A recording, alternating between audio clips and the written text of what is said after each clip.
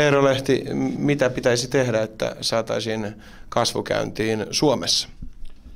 Suomen neito on tällä hetkellä moniongelmainen. Yhdellä tempulla, entisellä devalvoitumisella asia olisi ehkä voitu hoitaa, mutta sitä keinoa ei enää ole käytettävissä.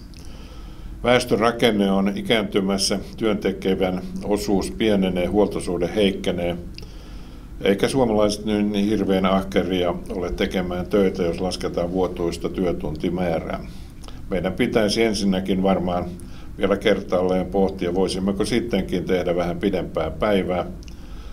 Ja ehkä helpointa olisi siirtää arkipyhät viikonlopulle, jolloin sitäkin kautta saataisiin lisää työtunteja. Mutta moni muukin etu, joka tällä hetkellä vallitsee työntekijöille, joutuisi ilman muuta harkinnan alaiseksi. Ruotsi poisti ensimmäisen päivän oikeutuksen palkkaan silloin, kun työntekijä sairastuu. Ehkä tämäkin auttaisi jonkin verran, ei kannattaisi olla niin herkästi pois työssä.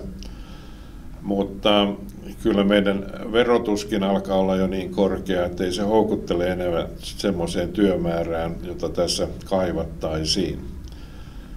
Koko järjestelmä on tällä hetkellä pahasti epätasapainossa. Julkinen sektori on aivan liian suuri.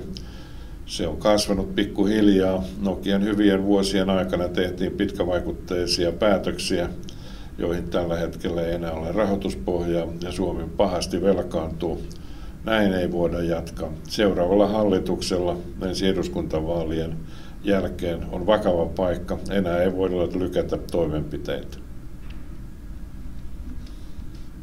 Minuutti. Melkein 40.